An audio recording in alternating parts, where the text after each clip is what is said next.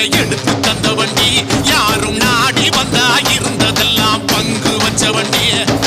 இவனை நம்பி லட்சம் வீட்டில் கொலை கொதிச்சதடி, கோட்டை இவன் தலைக்கு கோடி கணக்கில் விலைய வச்சது.